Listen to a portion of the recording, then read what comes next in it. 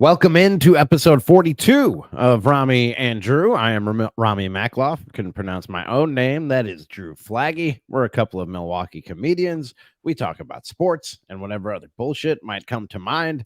And Drew, it looked like we were set to come on and do a happy Bucks post game. Hey, they broke the 4-game winning streak.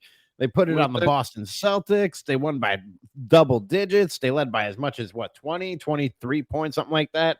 And then Giannis on just an inbounds. He didn't have the ball. There was no contact. He was just walking up the court as the Bucks inbounded the ball with a few minutes left there in the fourth quarter. And he just goes down grabbing at his calf. Or it was the third quarter, excuse me. In the third quarter, he goes down grabbing at his calf. Yeah, I know. Yeah, you said I got what wrong? winning streak. I'm like, holy shit, we were on a 4-game winning streak. When did that happen? Did I say winning streak? I'm just combobulated, dude. I'm worried about Giannis. I'm sorry. Yeah. I know all those things I said, and I just said them wrong because I am not in my right state of mind right now. Well, good thing that I drink one Guinness per quarter. I do that at the bar, and I educated a lot of the fine people at Natio. Good. This should be a fun show. What a left soleus is, or soleus. So it doesn't fucking matter. It's whatever. It's his whatever. It's some tendon below his knee. Soleus. I don't care. Listen, they had the turned off. Yeah, his Spanish calf muscle. That. God damn. We just can't have a nice thing. Like, Chris Middleton gets his tooth knocked out the other day.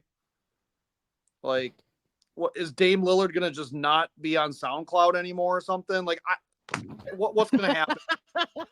No, that would be that's going too far. That would be tragic. That I couldn't recover from that. So first J. Cole apologizes for his diss track, and then Dame goes off SoundCloud. I can't do it. Coming into this game, I was like, okay, I thought one of two things would happen. I thought the Celtics would either play everybody and just try to break our spirits really bad and be cutthroat. Yeah, we talked about this the other day. Yeah, you said that. And I said, or maybe they just rest everybody. Jaylen Brown and Jason Tatum. Tatum was getting buckets whenever he decided to pull up and hit them. Like, Jason Tatum would hit a bucket whenever he wanted to just to keep it close and not getting out of hand. Other than that, like, it was pretty much a game the Celtics were punting. This was not a moral victory for the Bucks. I'm happy we won. I'm happy we got back in the win column. I'm happy that kind of at least keeps pace with everybody below us. I've been kind of watching the Orlando score, and no, man, I don't even care that Horford and Porzingis didn't play. I was ready to be really happy about this win. I was until the Giannis thing happened. I wasn't, and it's because of a big part of the Celtics offense is Drew Holiday posting up and then having Porzingis slip behind the screen into the dunker spot. That's a really difficult thing to defend if you're a team. And with the way the Bucks have been hemorrhaging points in the paint, that was actually a matchup I was really looking for, was how does Brook, Bobby, and Giannis deal with Porzingis? And they didn't have – I mean, the Celtics had nothing to prove coming into this game. This wasn't – I don't feel great about this win. It was fine. I did until Giannis went down with the injury. I didn't. I was like, this is a game the Bucks should have won, just like Washington, just like the Grizzlies, because the Celtics are playing for health right now. They weren't going full bore into this game. Like, you could just look at the players. Like, Jaylen Brown wasn't being as aggressive as he had been out of the All-Star break. Tatum, he would pull up and hit a three. Like, there were all sorts of things that, like, the Celtics could have put everybody out there and beaten the shit out of us, I think. The Bucks Brook Lopez was on fire. Giannis was doing his thing. I mean, it was. Well, how much did Lopez play in the second half? How much did he play in the second? So on fire. How much did he play in the second half? It wasn't a lot. Because they were up by double digits most of the game. I think Doc was being a little picky about where he was going to use everybody's minutes once they were up by 20. But then why was Giannis out there? That's a great question. So no, like, the Bucks the Bucks needed to win this game. That was the thing. The Bucks had to get this win. The Celtics could have done whatever they wanted to. The Celtics could have pulled their pants down onto their ankles and just waddled around the court, and it would have been whatever. It's nothing for them. This game meant nothing for the Celtics. And you could ask your buddy Nick Cattles if the Celtics really took this matchup seriously today, because I don't think they viewed this as a playoff. You lose to the Raptors, the Grizzlies, and the Wizards all in a week. Dude, no one's taking you that seriously. The Bucks had to get in the there's a lot of ground to make up before people start to trust this team. Let's bring in our guest this evening, Milwaukee comedian, one of my favorite people on the Milwaukee comedy scene, and a big Bucks fan in his own right. He is Eric Smith. Eric, how are you this evening, my friend? What up, y'all? I'm good. Did you catch the game tonight? Yeah, I watched the game. It's a good game, good win. Yeah, it was a good win, right? Before Giannis got hurt, it was a good win, right? Drew was being a downer. Drew was a bummer.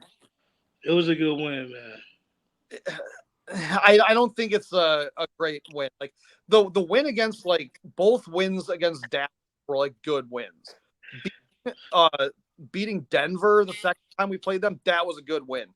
This one, the Celtics were not playing hard in this. The Celtics didn't want. Yeah, Tatum whines because he's what somebody said he complains as much as Caitlin Clark. Okay, that's what people think of Jason Tatum. But like, dude, Jaylen Brown wasn't playing that hard. I think Drew Holiday was the only one who looked like he kind of gave a shit on that team today. Like, they didn't run a lot of those backdoor screens that I was talking about with Porzingis. The only guy who did it, they did it one time. It was in the second quarter, and it was with Luke Cornett. I actually took notes on that. Shut up! Are they finding more legs out there? God damn! Wait. Oh no, okay, that's still coming from you. I thought they were passing my house. I was like, we don't live that close to each other. That'd be crazy. It's straight up Oklahoma. They came from your house. I'm gonna dox you now. Eric. Eric, how down were you about this team before the win tonight, coming up the 4-game losing I'm not gonna lie. The last couple games, I was down. I didn't know if Celtics was sitting out enough people with KP and Horford. Like, I thought they should have set out more people just so we could get the win. But we still got it. I mean, if we couldn't beat the Wizards, then I wasn't sure how we was gonna beat, Celtics, but we did it though. And it was a good win. Good fashion too. I honestly thought what they were gonna do tonight is I really thought that the Celtics would have played their starters in the first half and then slowly just cut everybody out and just have it be just a white guy roster. Like, that's what I thought they were gonna do. I thought you were gonna have Peyton Pritchard and fucking Luke Cornett, fucking. Well, I don't even know who they got. A lot of white guy names on there. I don't know. It get real Boston-y after Jaylen Brown, Drew Holiday, and Tatum. They got a lot of bartenders out there. They got Maya Tech over there. They got a lot Sam Hauser. Got some Kyle O'Shaughnessy's out there. Yeah. They get real Boston-y. They got some Peter. It does get kind of Boston-y at the back end of their bench. Isn't that weird how that happens? Isn't it weird how that happens? White dudes that can shoot. Yeah. How do they all find Boston? How does Boston find all of them? How does this keep happening? No, I mean that Giannis thing. Also, should we address that? Okay, I'm not friends with that guy that's accused right now of the leg murder. Wait, I didn't even bring it up, man. Wait, Drew, Dick Newborn brought it up. Drew, chill. Jake brought that up. He didn't bring it up on the show. Nobody brought it up on the show, dude. But now that you have, I feel like it needs to by the way, Jake wasn't the only one. Multiple people. My mom asked me about him. No, actually, two people DM'd me, and they were like, "Hey, man, your co-host is Facebook friends with maybe a murderer," and I was like, "What?" What? Oh my god! Okay, I was like, "What is going on?" I I'm like, I haven't been following this. I haven't been following the story at all. Like I saw the headline somewhere, but I haven't been following the story at all. But they've found severed body parts in a park somewhere. I don't even know where, dude. I don't even know what happened. And you're apparently Facebook friends with a person of interest. And he's the in person. and 33 other comics also are. So, Not me. all of you look at yourselves. Not Here's me. the thing, Ramie. Now, here's the thing. You were gone for years, and stuff like that. Like year on, year off. Here's the problem. I was hosting the High Note open mic, and I just had to kind of friend people that would message me and shit like that. This guy went up and was as bad as you would think at open mics. This is crazy. Like whatever, but you go up there and he's like, hey, what are some other open mics that a lot of sick women are at? I'm like, oh, Bremen, Hill, Reagan or something. Like that's what I say. And I was joking. But now it's like a problem. But yo, you might want to unfriend him, dude. Flaggy's too mean. They said I was too mean to all the new people. Well, you know what? I stopped hosting that open mic. Everybody was super nice and lovey-dovey, and now someone got murdered. So bullying works. That's what I'm trying to say. This is not a laughing matter. Bro, this is not a laughing matter. No, it's not. But I really came on here to talk about the Bucks and Giannis's body part. His soldiers, or whatever the fuck that is. Well, and Drew took this somewhere else, and I'm just letting him get it off. I have no association with this. You brought it up. You brought it up. But no, Jake brought it up because I tagged in the tweet. This is me and Ramie. I got to talk about it now because you didn't. Nobody brought it up on the show. Nobody brought it up on the show. You brought it up on the show. But I'm bringing it up. It's like, yeah, Jake. Yeah, that guy does have spare body parts in his fridge. Okay, just I can't. I want to get back to the Bucks because we're putting Eric in a bad spot. I just want one piece of advice. Unfriend him, dude. Just unfriend him on Facebook. Well, I didn't know about it until my mom texted me this morning.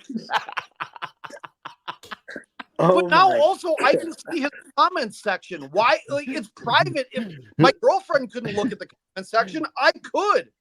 I'm taking screenshots. I'm out here doing reporting. I'm doing journalism right now. Just unfriend him. Unfriend that man. Unfriend that man like Eric is about to do to us in real life. Eric, I will. When the comment section pulls off, we got hot stuff right here. Please do not bring it to the show. Please do not bring it to the show. One of our loyal 3 listeners did that. Okay, maybe bring it to the show, but when we don't have a guest on, all right, a guest who came on to talk Bucks. Eric, how I've been saying all along, and I always say I don't know if I'm just like talking myself into it or whatever the case might be, lying to myself. I'm still pretty confident that with Giannis, Dame, Chris, Brooke, that this is a team that can flip the switch and still make a deep playoff run. Somebody said the other day in our comments on YouTube, this is a team that could get bounced in the first round or make a deep run in the East. And I was like, yeah, I could easily see both of those things happening right now. I don't think that this is necessarily a done deal because we've seen them struggle against some of the worst teams in the NBA. Right. Yeah, it's such a cop-out statement to be like, oh, well, they can get bounced in the first or they can go all the way. Pick which one it's gonna be. I think we are serious contenders, man. The thing is, it's our big 3 every game. Our big 3. I know, I know we don't need all 3 to beat the Wizards, the Raptors, but we still got to build that chemistry. And nights like this, and you know what I'm saying, like you see all 3 play, and then you get Brooke going, and then I like the Pat Bev in the starting lineup. But that big 3 is crucial, man. And the thing is, I was watching tonight. We really want to see Dame and Giannis have the pick and roll connection. But man, that Middleton to Giannis connection is just special. It's I don't know why, but it works really well. And I think Chris and Giannis could do the pick and roll and have Dame be off ball, and he's still not off ball, but there's times where we can see that in the offense and it works. So we need our big 3, man. My favorite sequence of the game was because I said it in our group chat, that I wanted to see more of the high pick and roll. And Dame and Giannis went right to the high pick and roll. Dame, got the ball, he got the screen, he gave it to Giannis down in the post. Giannis, instead of taking the shot, looked at it, kicked the ball out, and went around the perimeter. And then Middleton got the ball on the wing, took 2 steps in, and then just nailed a little jump shot.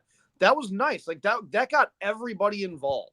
Yeah. There were a lot of times like that. Those kind of sequences are open where if you got all 3 of those guys cooking, you got a whole triangle here where you can have all of it. You can have Giannis in the post. You can have Dame coming off a screen and driving. You got Middleton, who is shooting great from the mid-range. Everybody can get their shots where they want them, and all of them are great passers. Every one of them is an above-average passer. Dame is, I would say, at the worst, a B-plus passer. Giannis and Chris to each other are like A-plus passers. Yeah. And with another year under their belt next year, Dame could be an A-plus guy right in there with the 2 of them. It's just they haven't had enough continuity with all 3 of them to be able to do it. But, like, man, that was so disheartening watching Giannis go down after Middleton gets a tooth knocked out and comes back and plays. And it's like, I'm just like, man, fucking just bubble wrap everybody right now. I'm like, I just want health going into the playoffs. You got 3 games left. The Bucks should be able to take care of Orlando and Oklahoma City without Giannis. And Drew, like I said, and Eric, I'll pose the question to you. You end up with the 3 seed, you probably get Indiana the way things sit right now. If they were to fall down into the 3 seed, if you get the 2 seed, you're going to get the winner of who did I say, Drew? Miami and Philly. You're going to get the winner of Miami and Philly in a 7-game series in the first round if you get the 2 seed. Yeah, which one of those 2 would you prefer? Definitely Indiana. Definitely Indiana out of them, but I feel like, man, we're gonna have to play. I want to. It don't matter. I believe in the team though, so I want us to like knock out whoever. I don't think Philly is good, but Embiid really not no playoff player, So, but I would rather take Indiana. Yeah, I mean Indiana for the size matchups, and also I still would rather the higher seed because if Giannis is hurt, I want Bobby Portis at home as many times as possible. I need to. Right now, we got 2 road games left. You got to watch Bobby Portis play on the road and see if he can harness this. Because you got to think he's getting probably starting minutes. Yeah. Jake Crowder didn't play. That is true. That is true. I see the benefits of both. But even though we were talking, I don't know, we've been talking in the last 3 or 4 shows, Drew, about the importance of hanging on to that 2 seed. And by the way, right now, 1 game up in the loss column on Orlando and New York. They still have 2 games left against Orlando and 2 games up in the loss column again over Cleveland. There's how many games left? There's 3 games left. So they're not falling further than I would say the 4 seed at the very worst. But I don't think it's the worst thing in the world if you fall down to that 3 seed and fuck it, let Orlando take the winner of either Philly or Miami and do some of the heavy lifting for you. Orlando gets knocked out in that first round. Somebody who's more of a threat to you than Indy is going to get knocked out there in the first round. Yeah, probably. I mean, Indy right now, because like Halliburton had a good night, so it's like he might be starting to get his legs back from whatever injuries and stuff he's been having, but maybe it's just playoff swagger that he's going in with and he's playing for something again. I am not worried about Indy because outside of their starters, they don't have a shooter that scares me anymore. Like Buddy Hield was a guy that I was kind of like, all right, iffy on. I don't think Obi Toppin is going to launch 6 threes from us again. I don't think that Tyrese Halliburton is really going to go for like a 45-point game against us ever again. I don't think Miles Turner can outclass Giannis if he's healthy, Brook and Portis. Or I'll even go with Bobby Portis and Brook for the first round if Giannis has to sit for a couple games. But we also got a week off in between.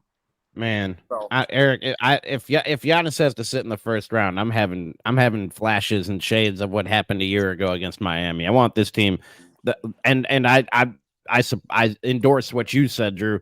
Wrap everybody in bubble wrap. Everybody who's got a nick, a cut, a bruise. I'm good with not seeing Giannis again the rest of this season. Wrap everybody up in bubble wrap, and let's wait for the playoffs. We got to get those Gallinari minutes now.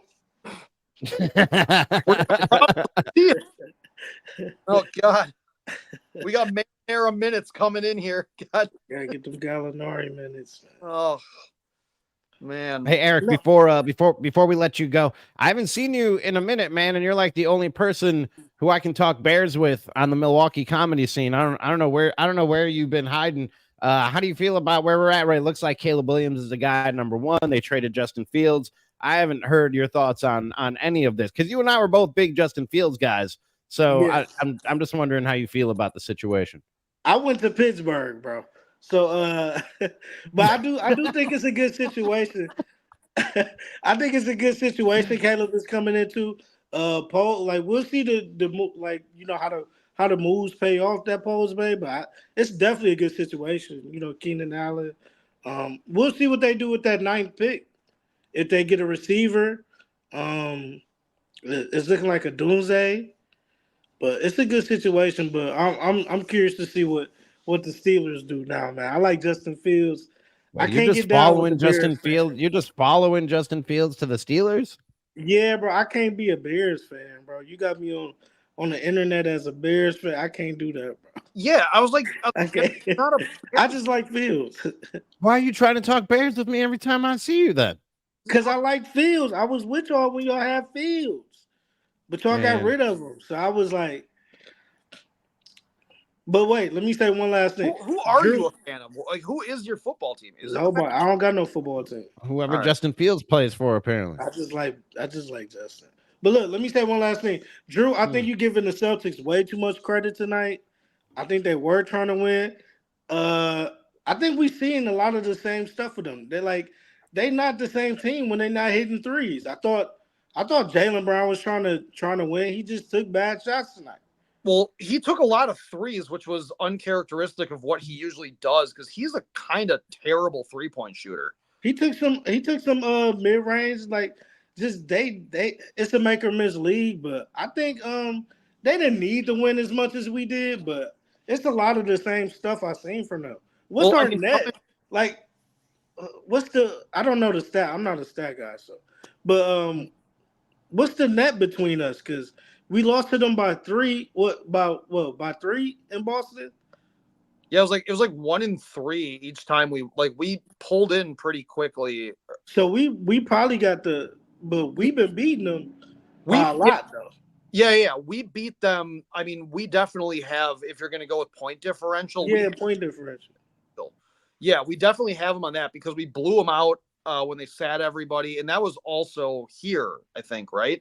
Yeah. We won. Each team won the home games, which is a bigger thing about we're not going to get home court against Celtics, so it doesn't matter. But yeah, I mean, I don't think the Celtics. I haven't been as scared of them all year as like a lot of people are. I'm more worried about our health, obviously. I mean, but also I was worried about Pat Beverly's wrist, and apparently that guy dude, that guy. He's got a torn ligament in his wrist. He was hooping today. I love the move. Did it? He has good numbers as a starter on the year. I think he's averaging around like 14 as a starter, even when he was in Philly. I love him as a starter. Malik Beasley to the bench, like no disrespect, but I just like that fit better. And that's something that I've been wanting to see. Would you guys make this a permanent move? Yes. Yeah. For the rest of the year, because the amount of times that I praised Beasley's defense under Doc Rivers, and I was like, man, he can play some defense. He was coming around with like some really timely steals and stuff. It's just not there. Guys are still getting by him. You got there's a lot of times where somebody would, get by Beasley and then Dame has to get off his guy and go play defense, like help. You turn Damian Lillard into a help defender, which is not something he's ever had to do in his career. And that's because Beasley did get blown by. I would rather Bev pick up 6 fouls every game as a starter and just try to lock guys as best as he can because he's a pest. But also the other thing that I really like about Pat Beverly out there is a second point guard on the floor. I really like his vision for the game. I like the way he looks at the game, and maybe I'm biased because now I listen to his podcast and how he talks about like the coaching angle from it. But the other thing that I really like about him, he's not a mid-range shooter. He doesn't take bad shots, but he's quick and he can get by guys, and he'll at least try to throw up that little floater. And more times than not, he's able to make it and he can create his own shot. He's solid. He takes the pressure off Dame, bringing the ball up the court, and then a lot of times he'll just get us in our offense, like get across half, pass it in. Then he'll just make the extra pass. He'll make the screen for the shooter. Like I just love his energy. He communicates on defense. I thought it was a great move from Doc, man. I don't know why we didn't see Jay. I thought Jay could have been our fifth starter. I thought that was always in the air for us, but I'm cool with Beasley coming off because best case scenario is say Beasley and Bobby Porter because our bench scoring has been bad. So if you get a night where Beasley and Porter's just catch fire, you might get 20 plus 20, 30 points out of them. So I just think it was a better fit. And I saw I think it was Ty Windish. He was on your show. He said that Doc mentioned something about that before the game to the TNT staff. Like he felt like guys, the starters was trying to get Beasley his shots. And that was my thing from the beginning. I thought it was just too much offense. Like we got Dame, Giannis, Chris Brook. Like, you know what I'm saying? We just need our fifth starter just to play defense. Like we don't need that goes into the whole Damian Lillard not taking 20 shots a night when it's like you're trying to pass and get other guys going, but it's like, dude, you were brought here to be that guy. Yeah. Like, he's still not taking shots. But I mean, when we playing like that though, like when Brook is coming out, what he hit 5 threes in the first quarter, and it's so much around that like it's some games where I don't know. Like he did pass up a few shots. Like he's got to figure out how to get his shots. Just they got to set them screens super high, I guess. But I don't know. I don't know what it is with that. But we still a good team when the ball is moving. If everybody could get like we got multiple guys that can score double digits. You know what I'm saying? Yeah. So, I know. Well, I mean, top to bottom, I think the team is incredibly talented. I've said it all year. This is the most talented team Bucks fans will probably ever get to see, because next year Middleton's another year older. Giannis is another year older, even though he doesn't want to slow down. ooh.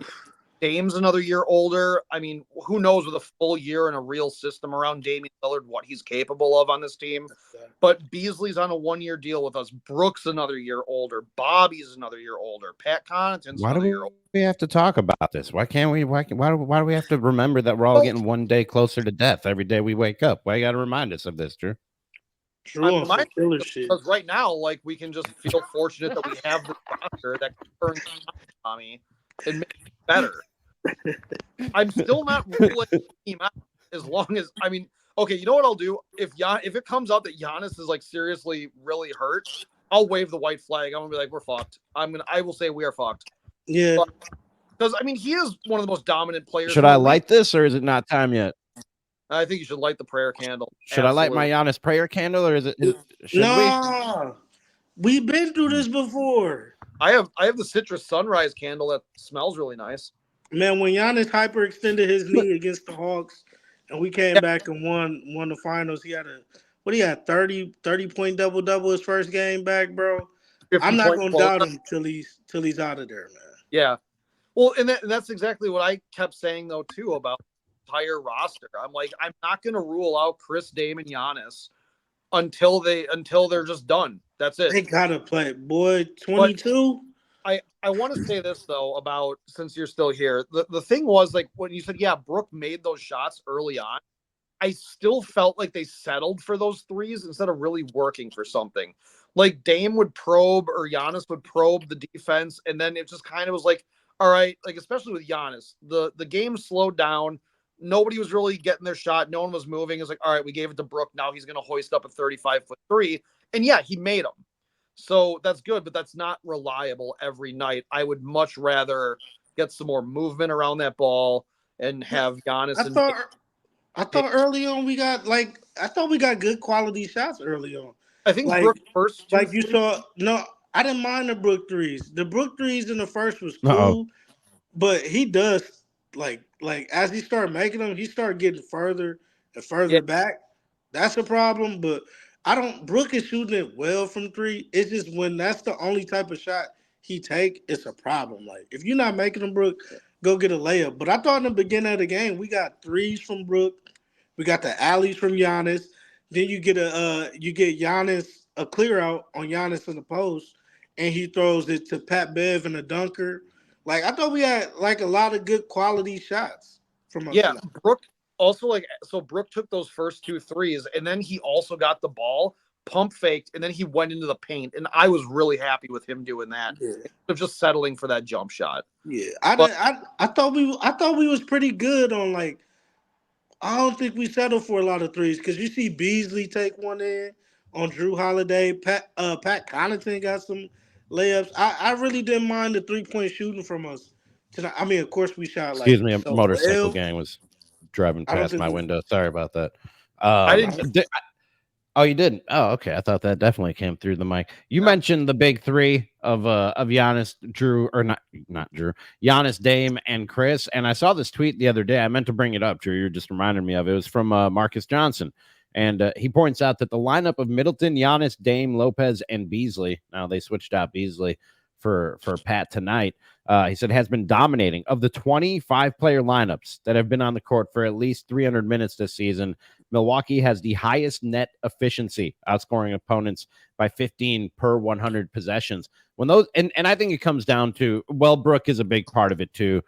I think the point guard position between Beasley and Bev is interchangeable. When you have those three guys healthy on the court, we've been talking about this all season, that they are as good as anybody in the league. You need the others to step up. And you were just talking about Pat Connaughton and some of these other guys hitting shots. But when those three are on the court, people can say what they want. This is a dangerous team. And that's why I said, despite losing 4 in a row to some bad basketball teams, this is still a team that I think most in the East should probably fear.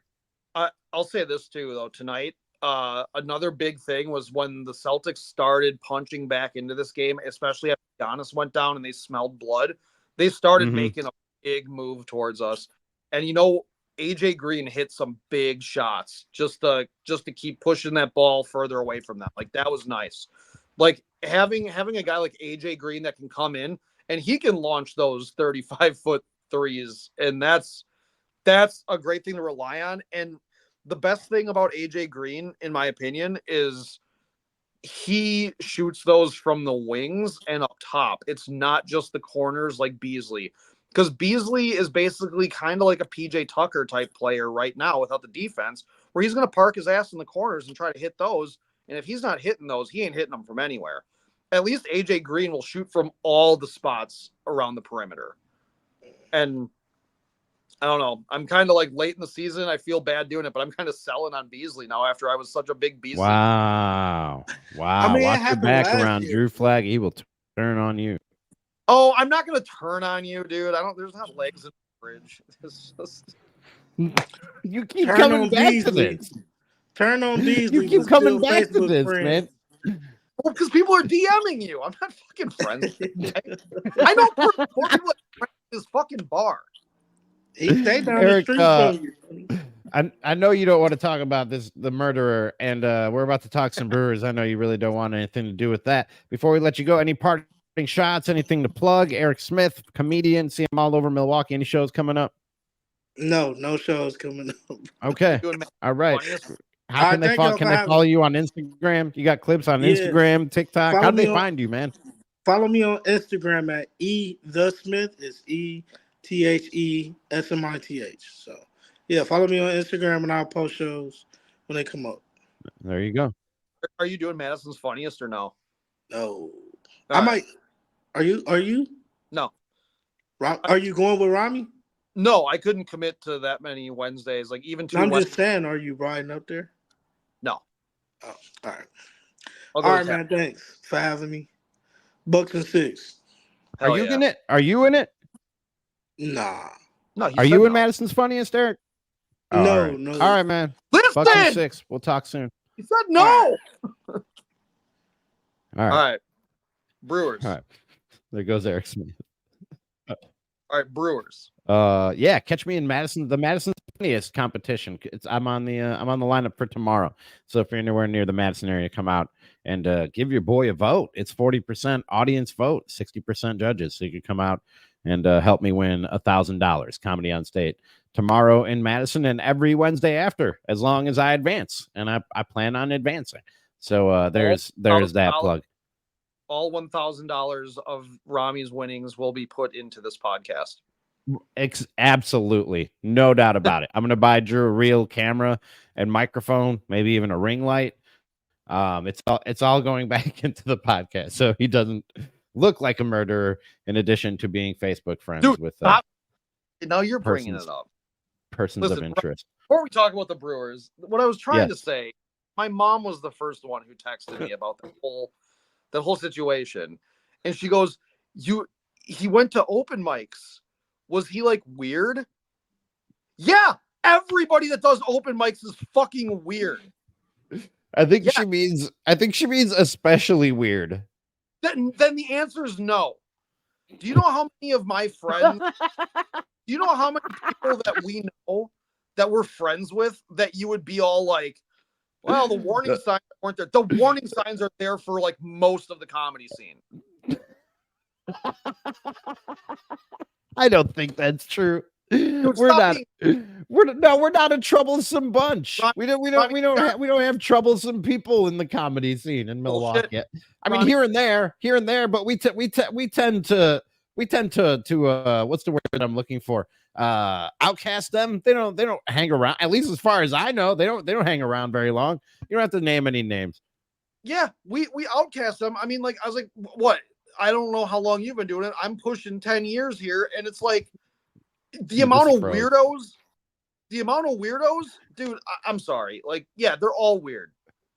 There is like a very fine pipeline to I'm just kidding, and I'm into feet stuff to other shit. Like there's too many of them that are weird, and I don't want to shit on the anime people. There's weird, but like, and then there's finding body parts in the park weird. Anime people, you're on notice now. You're right there with furries. All right, you're all on notice, and I'm taking back the comedy scene. I'm gonna start being mean to people again because at least being mean to people keeps them in line. All right, fair enough. Now we'll talk about the Brewers because I'll be nice. My computer froze, and I don't know what you said for the last 45 seconds, but I'm pretty sure it got weird while I was gone. Yeah, I said something about, like the anime people are on notice and, fucking there's a pipe. Did you say something about feet too? Yeah. Because there's too many. You don't need to rehash the whole thing. I was just wondering how weird it got being into feet. It was like so. The Brewers won today. They're 7-3 now. They topped the Reds 9-5. I've said this. I know we're still early in the season, but I've kind of said this all season, Drew, in that this is a team that it doesn't look the same night in and night out, but they find ways to win. Leading off an inning tonight, Blake Perkins bunted for a base hit. That was cool to see. Last night, even I'll go as far to say this too. Like, for a pretty young team, with Churio, Frelick, Blake Perkins, you got a lot of young guys on this team.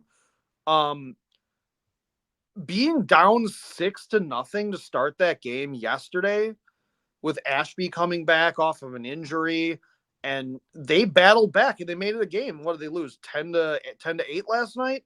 I think so. Tonight I was watching it through the box score. And Matt, the security guy at the Improv, kept coming over to me and giving me updates. But yeah, it ended up being 10-8, and they wwere down 8-0 at one point in that game. 2 or something. Like they poked back a little bit. It doesn't matter because like they're a young team and they kept fighting the entire way. And it's like one of those things. Maybe they're too dumb to know it's dire. And like I like the youthful ignorance of not knowing that maybe this is a game that we're just going to kind of punt. And those guys are all taking it very seriously. They're being professionals about it. Early in the season, it's easy to be high and low, especially when they're young. And I think they're showing a lot of great poise, and they're taking it one at bat at a time, every one of those players. and that goes from Yelich to Adames. I was I like what I've seen out of them. I like their plate approach. I think they, for the most part, take really good at bats. Yesterday, the starter, he throws like 100-mile-an-hour cutters for like Cincinnati. And like, dude, he was touching like 99 and 100 with cutters. And these dudes were just going up there like, all right, like we were trying to attack early, and then they learned and they took better at bats the second time and third time around the rotation. Cody Bellinger just gunned some dude down at third base from deep center field. That was pretty. That was fun to watch. Oh, shut up. But I forgot what I was about. Oh, I remember. I was cleaning the house today, Drew. I was doing a little dusting, and I came to the realization that there's a cycle. You know those memes, and it's like, and they show like the cycle that I saw one about Bears fans, like win the off season, talk shit, lose, cry. And that was the cycle. There is a cycle with Brewers fans of get mad at team for not spending money, lose all hope, get optimistic, fall in love with team, and then start all over. That seems, and I said when the season started that this was a team that could compete, and the longer that the season goes, the more invested. And I'm not saying that you shouldn't be looking to the future. This is a young team, and they traded off some veteran pieces to indicate that they are building more for the future than they are today. But I think as the season goes on, you're going to fall in love with this group of guys because it's a fun brand of baseball to watch. They have a manager who's like a grumpy old but still lovable baseball guy who I think baseball fans, Brewers fans specifically, can get behind. You're going to be more and more invested in what's happening this season as the year goes on, and you fall more in love with this baseball team. I mean, I told you to start the season, like when we did like our preseason kind of preview thing. I'm invested in the growth of this team. It's not so much what the outcome is at the end of the year.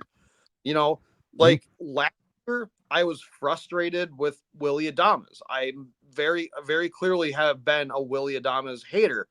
The thing is, right now, I like what he's been bringing to the team this many games into the season.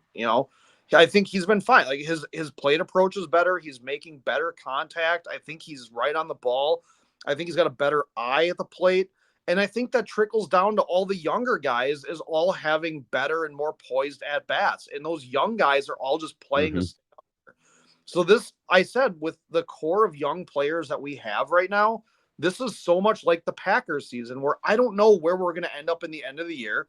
I hope we're playing meaningful baseball into September, and I hope these guys all learn from it. But then whatever they achieve this year, now that's your expectation next year, which sucks because there's going to be sophomore slump. Sophomore slumps happen. There's a reason why it's hope. But I think there is sort of a because there was so much change and so many of the established guys have moved on, including the manager.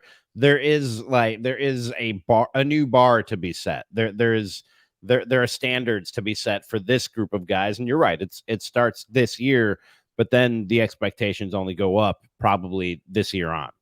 Well, sometimes you gotta take inventory of what do you have, and like what are pieces that can get moved. Now, if this team at the end of the year is playing with this level of whatever, just getting it done, doing the little things right, playing great defense, you know what? My tune will absolutely change on Willy Adames. And now I'm going to be a pay the guy thing if he's going to be a fixture of this lineup of Christian Yelich, who, again, now this is early in the season, and we keep joking Yelich is back, but he destroys the Reds. Like, and again, the last two nights, he has absolutely hammered them single-handedly. Yes, we lost last night. We won tonight. Yelich was as much a part of that as everyone else. He likes going to Cincy and beating that team up. And that's great. So, like, if Contreras, he had a great game on Sunday. He had a 2-homer game. So, like, we have enough. I really like Contreras. Man, I really like this. I really like the makeup of this team. I said this on our last podcast. I like, and I know you don't want to hear half of this. I really like the makeup of both the Cubs and the Brewers, and I'm really looking forward to the race. But I think it's going to make for some really fun baseball. If you're a baseball fan, and even if you hate the Cubs but can appreciate like a fun brand of baseball, I think you're going to see these two teams go head to head and neck as far as the standings and the race for the division, and it's going to be really, really fun to watch. I would love for them to come down to being the Brewers and Cubs at the end of the year, because it's going to be really funny for one of us of who wins it. Like, that's going to be. Dude, I was working Brewers post game on the Fan on for game 163, and I remained a professional. All right, I don't have to do that here, but I did there, and I did what I did. I did what I do. You know what I mean? And you wouldn't notice a difference in the show, I don't think. No, I mean, if we win, I'm going to be laughing at you. If you win, I expect to get laughed at, and I'm going to be like, boom, it's whatever, it happens. That's part of the fun of sports. I love it. But, like, I don't know, like, I'm having a lot of fun. They got a great start out of Joe Ross today. That was great. Also, they're a pitching factory, man. Well, he was a free agent, so yeah. But even guys that they bring in, they know how to tap into them and get a little bit more out of them than they did in previous stops. Did you watch any of the Brewer game? Because they had the preview for tomorrow and Wade Miley's picture looks insane. No, I didn't. I watched most of the game. I was paying half attention once the Bucks game started, but I watched most of the game. Yeah, I say Wade Miley, the picture he took, he looks like I guess I don't know what a maniac looks like because of my Facebook friends list, but like he looks like a maniac. It's pretty funny. All right. I'm not sick, but I keep losing my voice today. I don't know. My throat just gets really dry and my voice starts to go away. And it's happening again. And I have Madison's Funniest tomorrow. So I want to be in tippy top shape. Come out to Madison Comedy on State tomorrow if you're anywhere nearby. And just give me a vote whether I deserve it or not, and help me move on to the quarterfinals of the Madison's Funniest competition. What was that? Drink some tea with some honey in it. I will do that. And also please follow us on Spotify, Apple, YouTube. I see the numbers again, very good as far as the live viewers tonight. We appreciate that. You're doing us a favor there. You could do us another favor and just go over to any one or all three of those outlets, YouTube, Spotify, Apple, and follow, subscribe, rate, review, tell a friend, and help us grow this thing. Drew, you got anything to plug before we wrap up? Yeah. Do we know anything about the princess? Has that manifested in anything? Is Kate Middleton, is she still gone? Do we know anything about that? Well, she put out a video saying that she was diagnosed with cancer. Some people are saying that that video is AI. But it was released by the BBC. They're sticking to their guns and saying no, it was indeed real. But okay. People have theories. People always have theories, Drew, and that's where we stand right now. I just kind of lost total interest in that because now we've got local scandals. Don't worry, I'm taking screenshots, everybody, of comment sections. I just want to clear that up. Like our mutual friend Jake, who was one of the two people that alerted me that you're Facebook friends with a person of interest in multiple body parts found in a park. He said that we should turn this into a crime podcast until this thing is solved. There's not enough crime. Well, I mean, we are in Milwaukee. There is enough crime, but how much of it's notable? Jake, here's the thing. You know what we're gonna do? One case. Just this one case. We could base the show around. I've seen more ridiculous premises for podcasts. Are we going to go down to the Deer District for like Bucks games for the playoffs? Are we going to go watch them down there? I mean, yeah, sure. Absolutely. Then we'll ask people, we'll be like, what were you thinking when they started popping off caps down there? It's going to be fine. Like, we will find crime to report on that's sports adjacent. Okay. All right. We don't need to make this a shitty open mic crime. It's like, who did Molly in the basement in a bar? Oh, guess what? All of us. On that very positive note, I've never done Molly. I've never in my life done Molly. All right. I've done other things. I'm not going to sit here and pretend that I'm like a goody two shoes. I've never done Molly. I can honestly say that. All right. Ramie's never done Molly. In a bathroom or anywhere else. I haven't done cocaine either. In a basement. You have to go upstairs to go to the bathroom. Oh, I'm sorry. Not in a basement or a bathroom. I've never done cocaine. I've never done cocaine in a box. I've never done it with a fox. What else? Heroin. Never done heroin. All right. This is a great note to end the show on. Again, follow, subscribe, rate, review, tell a friend. We do appreciate you. This has been Ramie and Drew, episode 42. Everybody pray for Giannis. I'll light my Giannis prayer candle. Everybody pray for Giannis and that he's back and healthy for the playoffs. Drew, I will let's try and I got to go to Madison tomorrow, but let's try and line something up for tomorrow if we can. Yeah, I mean, yeah, we can do one after or during. Maybe we can do one during the Brewers game. All right, we'll figure it out. Check it out. Check out all our channels. We'll talk to you tomorrow. That's Ramie and Drew, episode 42.